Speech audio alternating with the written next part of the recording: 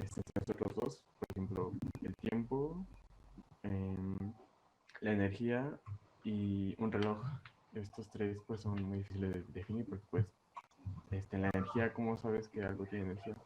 Si no está en movimiento y no hay como que un tiempo para definir que está cambiando. Pues cómo sabes que está pasando pues, el tiempo, ¿no? Pues con un cambio, que pues es como un reloj. Y, pues este reloj funciona con energía, es como en un círculo vicioso. Es como un ciclo tras ciclo. Pero pues bueno, esta es la trinidad que quería poner de inicio. Estos tres conceptos que están muy relacionados entre sí. Pues bueno, a lo que va esto es que el tiempo siempre se asocia al cambio, como dije hace rato. Esto dicho por Aristóteles, que pues, bueno, él tenía muchas ideas acerca de que todo lo que ocurre tiene una consecuencia, como ocurre como consecuencia de una causa final, porque pues un cuerpo siempre buscará un cuerpo siempre buscará su lugar natural. En esta energía pues se define, bueno, no la habían llamado energía, la habían llamado no sí, la habían llamado de energía, pero en griego. Pero bueno, es lo que le preocupaba a esta persona, a Aristóteles, le preocupaba pues si funciona a fin de causas finales, funciona en causas virtuosas o no virtuosas, que favorezcan a todos o que desfavorezcan a algunas. Y pues ya luego llegó Leibniz y Newton. Y bueno, primero llegó Descartes a enunciar el momento lineal, que pues este momento se define como a la masa por la velocidad, pero Leibniz lo criticó pues porque él siempre pues no solo filosofaba y daba ideas, pero nunca experimentó. Leibniz era curiosamente igual, nunca experimentó, pero siempre ocupaba los ejemplos y experimentos que tenía Galileo. En él de ideas más metafísicas sobre la fuerza de la materia. De hecho, pues la metafísica misma pues deriva a la física misma. En la diferencia de Newton, Newton se basaba más en su conocimiento empírico y pues experimentaba mucho. Y pues bueno, otra de las cosas es de que, como dijo Aristóteles, todo busca como su lugar natural y pues va con uno de sus principios de armonía que establece Leibniz, que siempre hay una armonía preestablecida y esta armonía pues siempre va a conducirnos al orden. Siempre va a haber como una alteración de esta armonía, pero este sistema siempre va a buscar un orden, siempre va a buscar un estado de menor energía en realidad. No lo sabía él, pero había enunciado un estado de menor energía para todos los cuerpos. De hecho, pues con este principio de armonía relacionaba lo vivo con lo no vivo. Siempre decía que todo estaba relacionado entre sí a pesar de que no estuvieran vivos. También enuncia cosas como su principio de continuidad y de razón suficiente, que bueno, hay muchos que enunció, pero solo me centraré en el que dijo de razón suficiente, que muy como el que dijo Aristóteles, todo tiene una razón y pues para Leibniz era como tal su Dios. Este Dios pues para él tenía como un plan, que todo tiene una razón de ser por la que está ahí, ¿no? Pues bueno, para comenzando ya con lo del experimento, esto sería como una, una introducción. Ya pues ahí se ven los pajaritos, bueno, el pájaro volando y en función de que quieres darle al cerdito y pues tiene una razón de estar ahí volteándolo. Yo hablaré del péndulo de Newton en esa parte, en el experimento en sí. Y pues, bueno, se cree que el péndulo de Newton, pues por su nombre lo hizo Newton, pero no, en realidad no, lo hizo este actor que está acá abajito, al lado del péndulo, de los péndulos. Entonces, pues, bueno, el experimento comenzó con, bueno, aquí se ve en el video, son 5 bolitas, cada una de 10 gramos. Y se inicia el movimiento de una y se grafica por tracker, se hacen estas 4 gráficas en función de su posición contra el tiempo y ahí se puede extraer una velocidad. Y pues con esta velocidad se puede decir que, bueno, es su velocidad máxima. Entonces esta es la velocidad que llega al punto final, al punto más bajo. Entonces, como pues llega al punto más bajo, esta la energía cinética en su punto más bajo es la más alta y entonces la energía mecánica. Entonces en el punto más alto es igual a la energía cinética en su punto más veloz. Y pues es el total de la energía mecánica.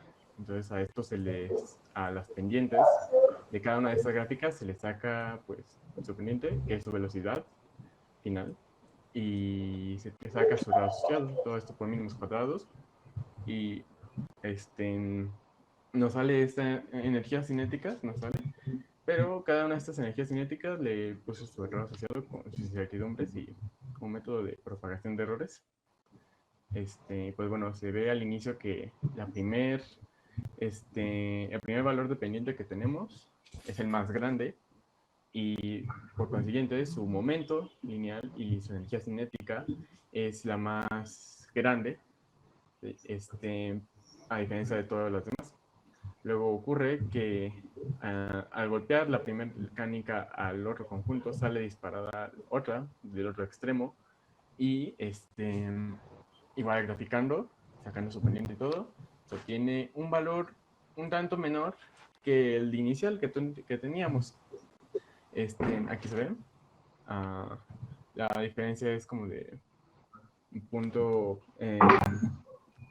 unas cuantas 10 milésimas. Bueno, sí, no, 10 milésimas, sí, creo que la diferencia no es mucho. Ya, bueno, pasando al segundo valor de velocidad que está aquí en el cartel, es el de la bolita que salió volando, pero ahora yendo para abajo. Se aprecia que hay un aumento de energía y de momento también, pero el detalle aquí es que ¿cómo se llama? Estas dos en teoría deberían ser las mismas y en realidad pues lo son porque sube, la trayectoria que sigue es exactamente la misma y golpea a las bolitas de abajo justo en el mismo lugar, así que pues esto se debe a un error humano al momento de seleccionar los puntos para la gráfica, ya aplicando sus mínimos cuadrados. Y ya al final se tiene la velocidad final, con la que regresa la bolita inicial, la canica inicial, con la que regresa a su punto, bueno, trata de regresar a su punto inicial, a su energía que ella misma proporcionó, pero pues no lo logra. ¿Por qué? Porque pues, es una energía menor y porque se perdió en alguna de estas otras partes.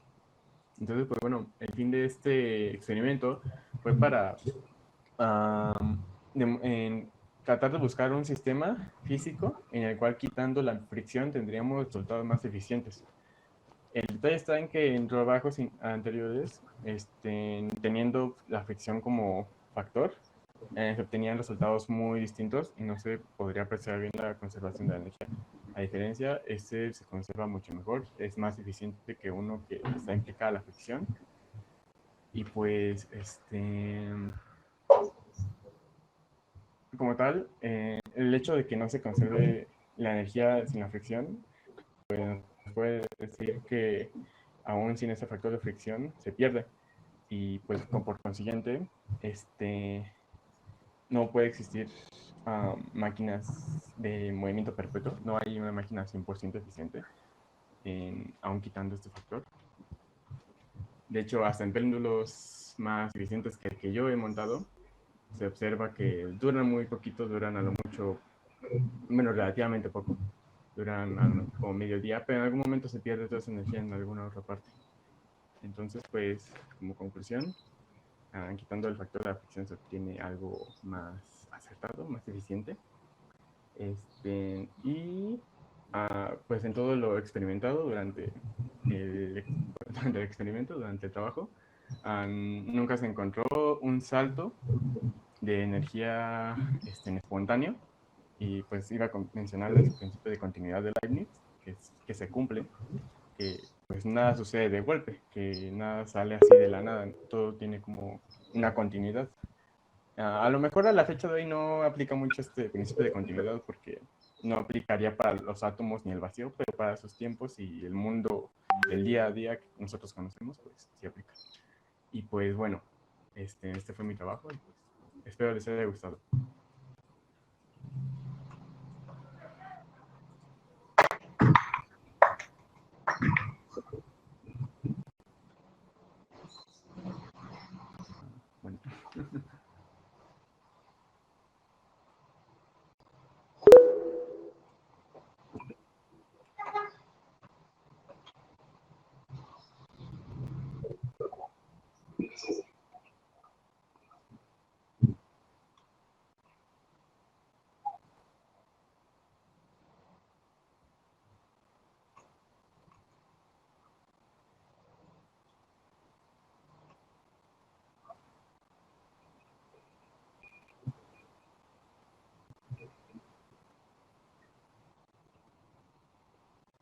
Soy yo.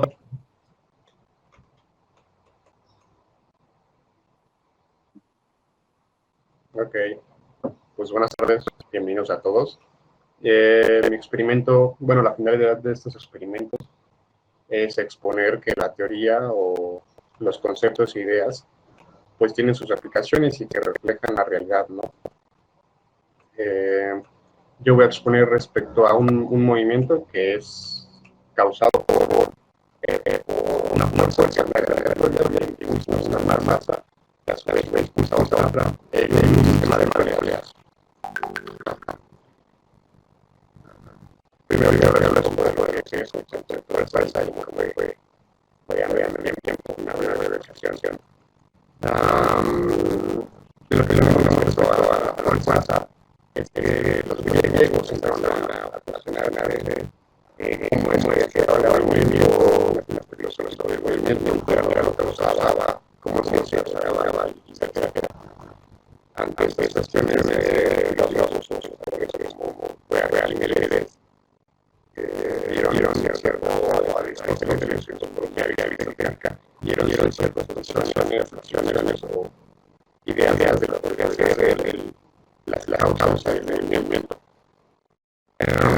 Dentro de la matemática física, por ejemplo, lo que tenía o antes del tipo, el movimiento estaba causado por el tipo de matemática exacta que suyo vivo, que Aristóteles planteaba que era la matemática física hay de fuego, viento y agua, ¿no? Entonces, en base al tipo de material, se eliminaba la manera en que la ecuación se lluvia. Esta observación llegaban a las contradicciones, pero siguen siendo movimientos. Entonces, la interrogante sería, con el principio de Newton, llegó Galileo para el experimento y dar una demostración y enamorar la condición aristotélica de los movimientos con su principio de inercia, que básicamente dice que todo cuerpo que no interactúa con ninguna fuerza conserva su estado de movimiento.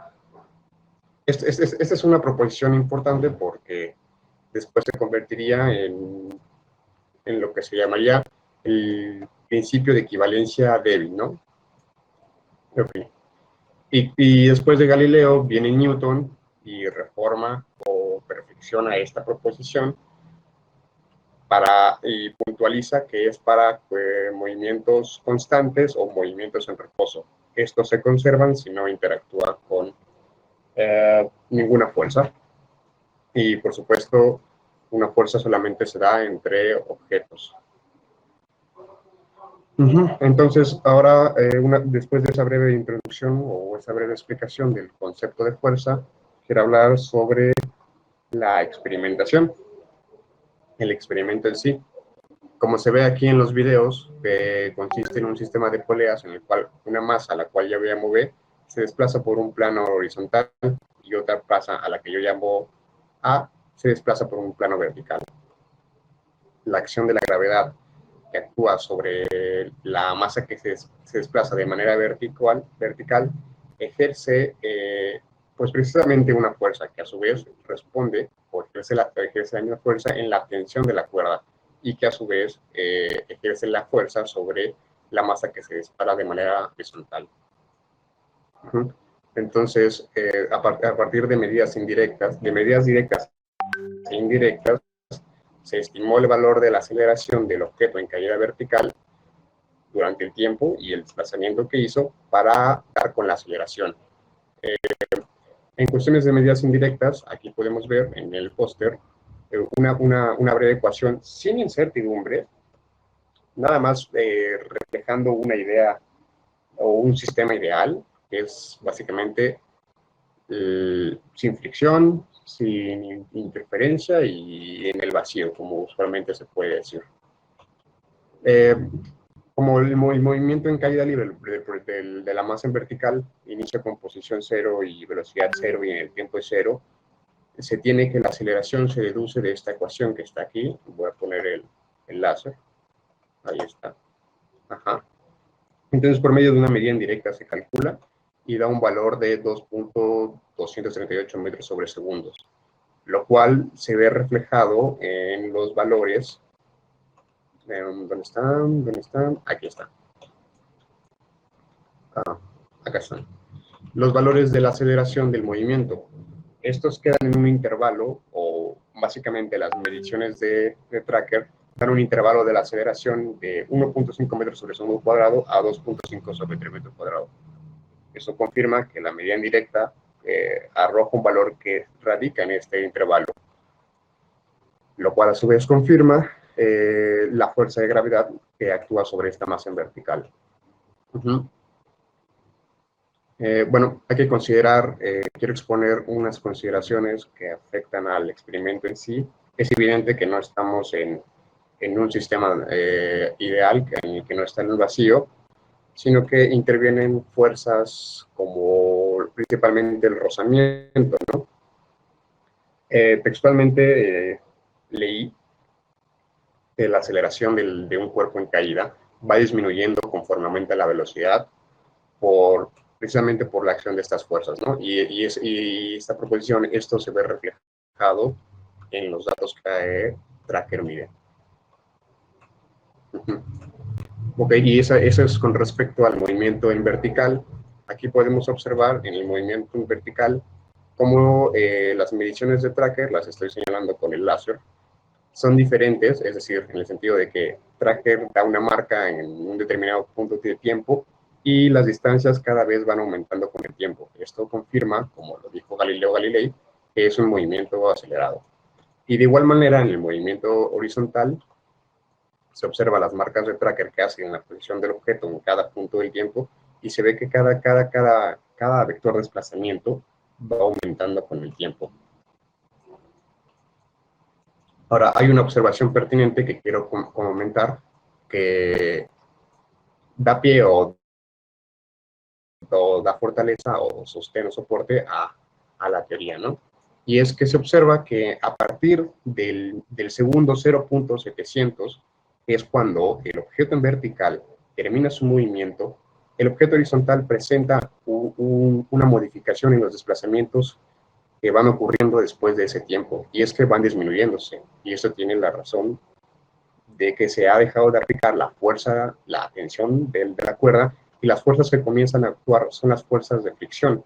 Y lo que estas fuerzas aplican es lo contrario que lo que se está aplicando, unas fuerzas de desaceleración, y se observan en la gráfica de posición con el tiempo, precisamente después del tiempo en que el objeto en vertical deja de caer.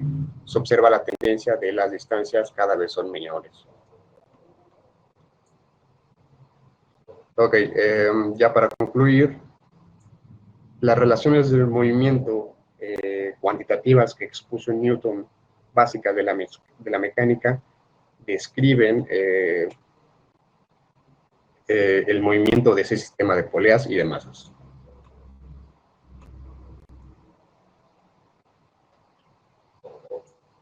¿Algún comentario, duda?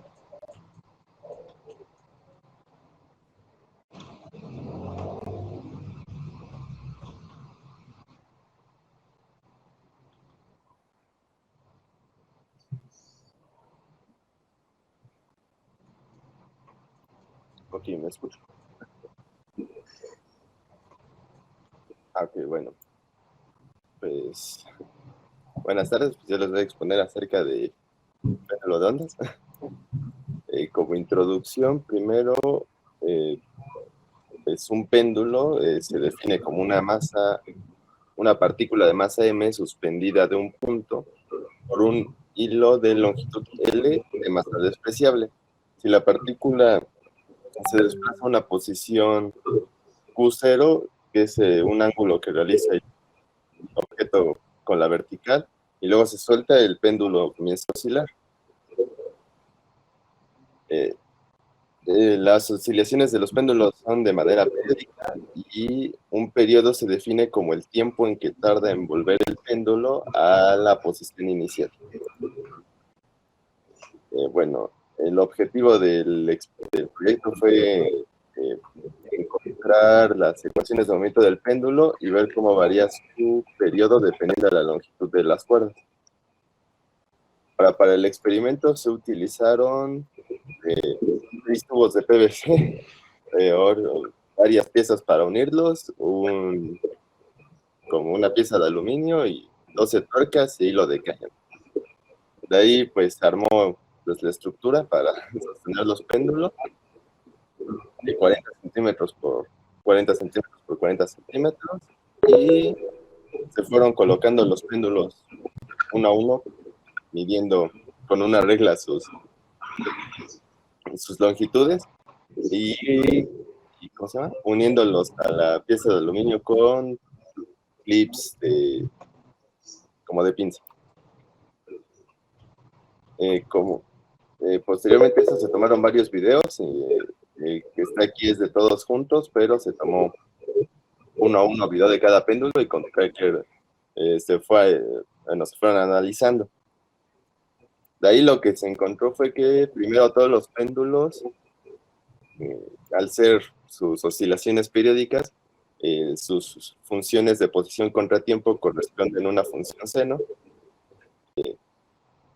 lo cual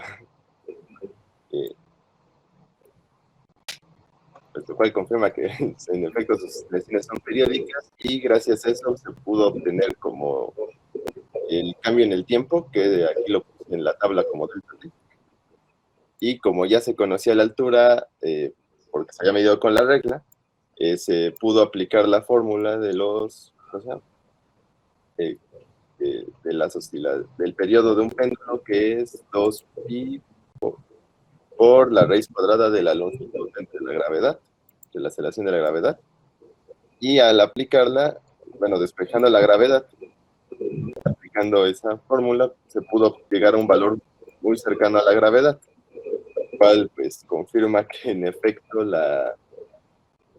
el periodo de los péndulos corresponde a la longitud de la cuerda. Y bueno, se observó que mientras más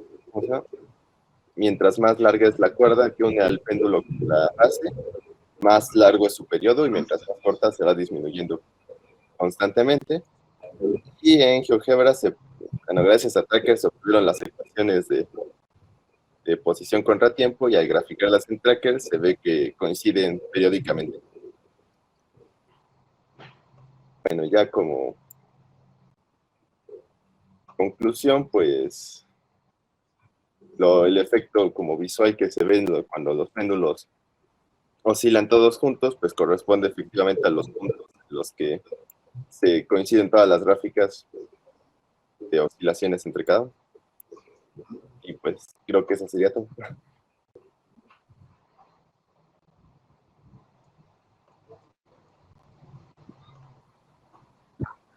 Bueno, ahí pregunta, comenta.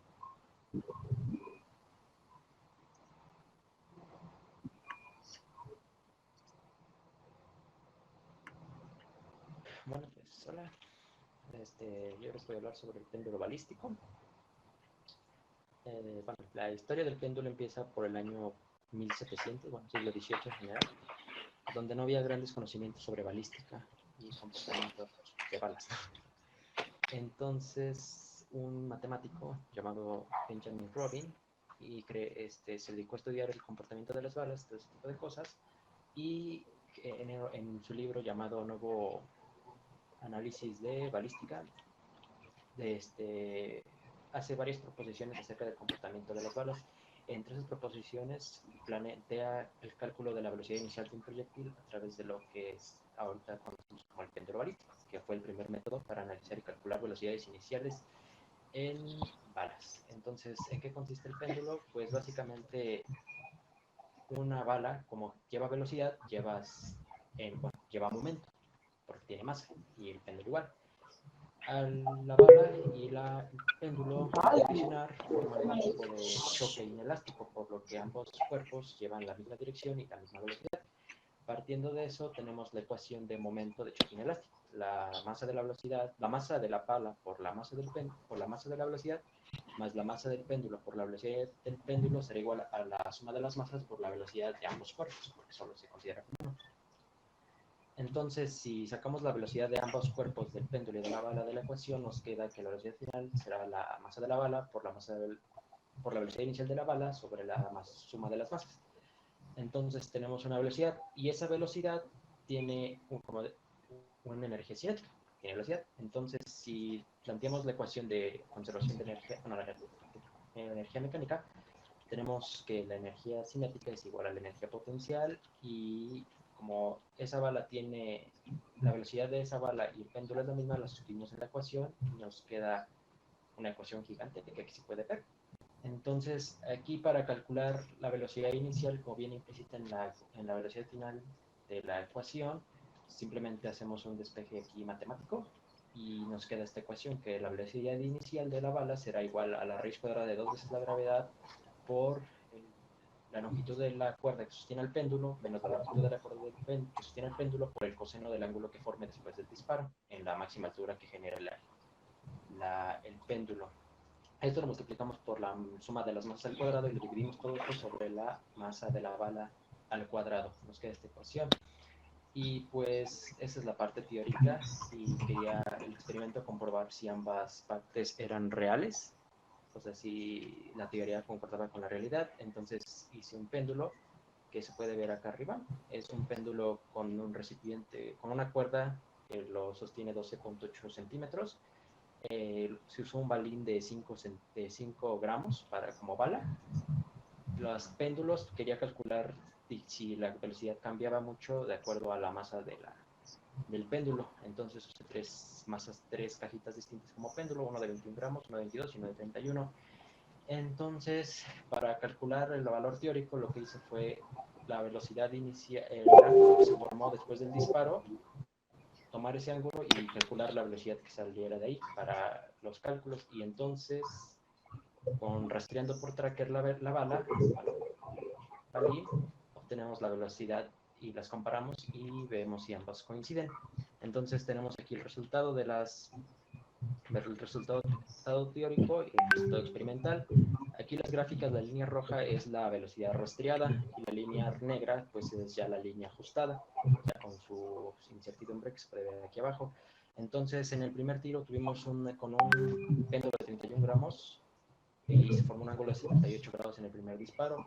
Teóricamente la velocidad del disparo tendría que ser de 7.94 metros sobre segundo, casi 30 kilómetros por hora, y la velocidad inicial es de 8 metros sobre segundo, la velocidad experimental por el rastreo de la pelota. Entonces, pues sí hay una cierta coincidencia. En el segundo tiro fue un envase de 22 gramos y se formó un ángulo de 60 grados. La velocidad teórica con el ángulo formado fue de 5 metros sobre segundo y la experimental fue de 4.82.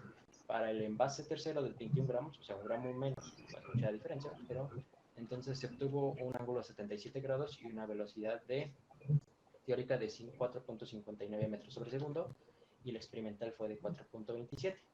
Entonces, con estos resultados podemos llegar a la conclusión de que el péndulo balístico es una forma efectiva de calcular la velocidad inicial de los proyectiles. Y en línea general de todo es eso. Si se quiere repetir el experimento, pues se recomienda balines más grandes o algo que sea más fácil de rastrear, porque con balines pequeños a velocidades altas suele ser un poco complicado, la verdad, hacer el rastreo de la bala. Y pues eso sería todo. ¿Preguntas? ¿Alguien me escuchó?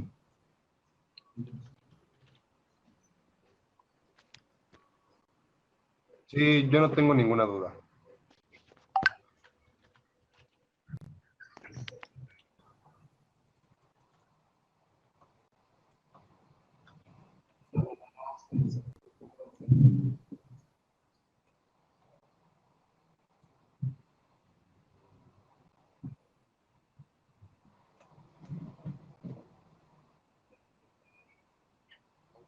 Sí, hola. Mi proyecto fue sobre la conservación de la energía. En este caso fue con ayuda de un slinky, un gusanito de juguete, bajando por las escaleras. Este, eh, eh,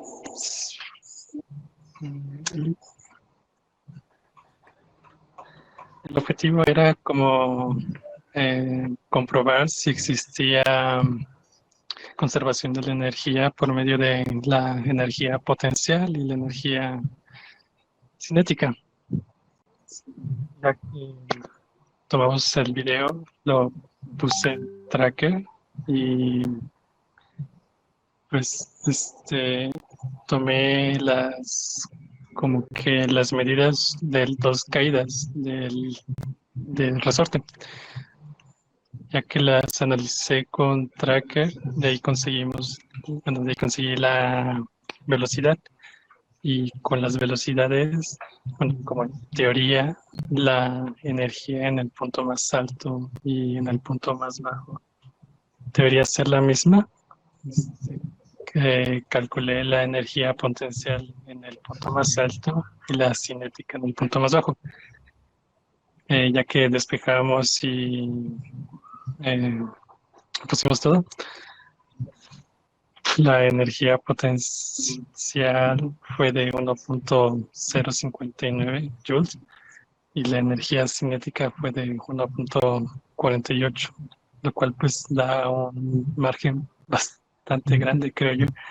Y sobre todo porque como que debería ser al revés, porque cada que baja un escalón debería estar perdiendo energía. Pero esto quizás se pueda deber a que tomé solo 2 puntos y no capturé como el momento final cuando llegó al suelo. Y además, pues al ser un resorte, tiene energía potencial elástica, lo cual no me metí mucho con eso porque no pude encontrar la constante de resorte. Y pues eso, dio, dio un error como que bastante grande.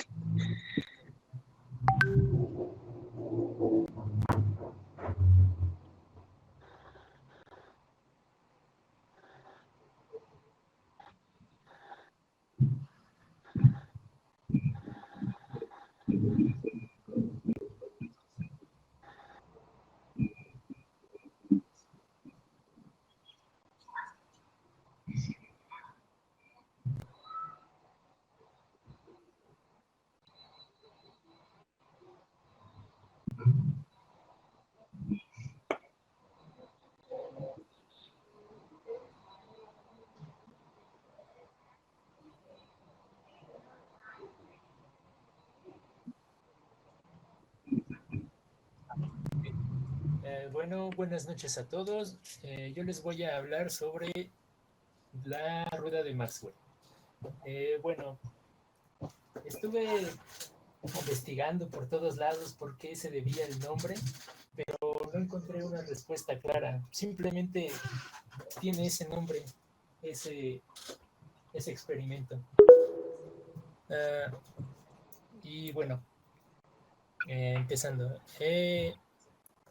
Bueno, con este experimento lo que se quiso demostrar y comprobar fue lo de la conservación de energía, al igual que la energía mecánica y todo lo que conlleva de energía mecánica, la energía cinética, potencial, y también se trató de incluir la energía rotacional.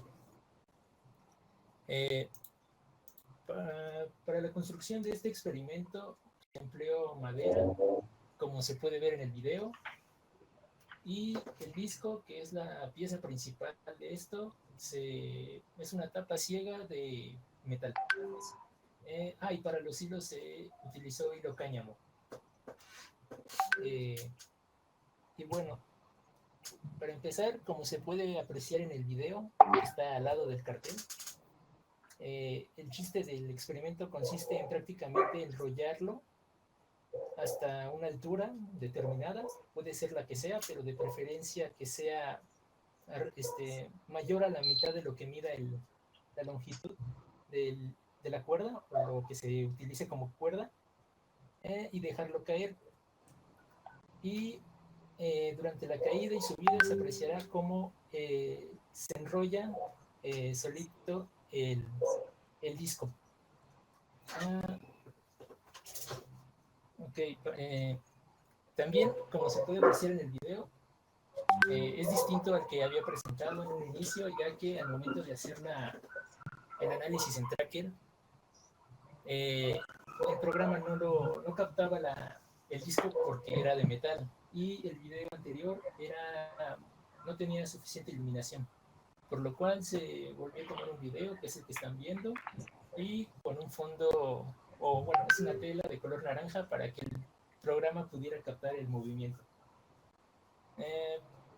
Y bueno, para el análisis de este movimiento se tomó como referencia el eje en el que gira la tapa de metal. Y con esto se analizó pues obviamente la subida y bajada que tenía el disco. En la gráfica, en la primera gráfica que está en el cartel, que dice movimiento de la rueda de Maxwell, se puede apreciar el movimiento que tuvo durante un cierto tiempo. Y como se puede observar, el punto más alto va disminuyendo conforme va pasando el tiempo. Esto se debe a que la energía potencial que tenía en un principio desde el punto más alto, desde donde se dejó caer, pues se fue transformando, convirtiendo, y un cierto porcentaje se fue perdiendo. También en la segunda gráfica que está ahí, se puede apreciar solo el movimiento de la energía potencial. Es el mismo que está en la primera, pero obviamente nada más aquí se toma en cuenta la pura energía potencial que tuvo el disco al momento de caer. La siguiente energía se puede apreciar que, bueno, esa es la subida, es la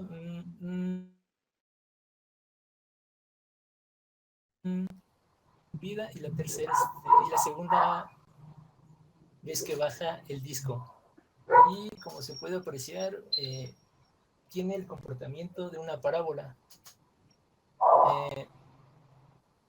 Y bueno, este comportamiento se podría seguir repitiendo, pero por cuestiones de tiempo nada más se analizó pues una pequeña parte del video. Y bueno, los temas relacionados a este experimento es, como ya dije, la energía mecánica, la conservación de la energía, y también se podría incluir lo de la velocidad centrípeta, aceleración angular, momento de inercia y centro de masa. Y bien, como se puede apreciar en el video, porque no están aquí los cálculos, pues se puede ver que desde el inicio del video el disco cae desde una cierta altura de unos 18 centímetros, y por lo cual al momento después de que baja y quiere volver a subir esta energía, pues se va perdiendo, y por lo cual no sube la distancia original. Este comportamiento también se puede apreciar si se tiene un yoyo y se arroja, pero la única diferencia es que el yoyo, como recibe un impulso de la mano del que lo avienta, pues obviamente la energía se conserva.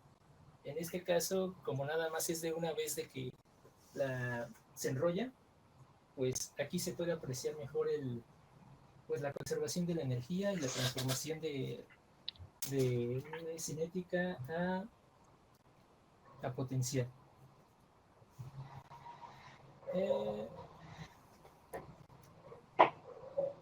¿Qué más? Bueno, sí.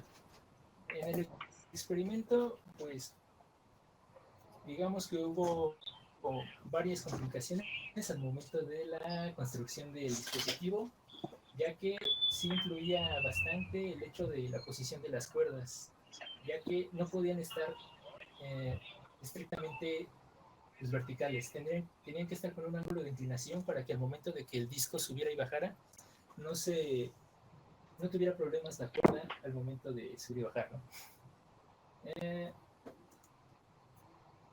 También se calculó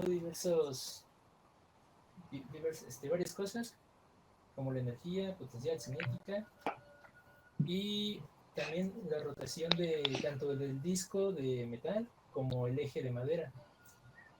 Y obviamente en los cálculos se puede apreciar de que sí, la diferencia de energía desde el inicio y las que siguen, las posteriores, va disminuyendo un poco. Y pues obviamente este experimento sirve o es diseñado específicamente para esto, para poder ver bien la transformación de la energía. Aunque pues, también se le pueden ver más aplicaciones, pero pues en este caso nada más fue el de la conservación de la energía y del momento de inercia.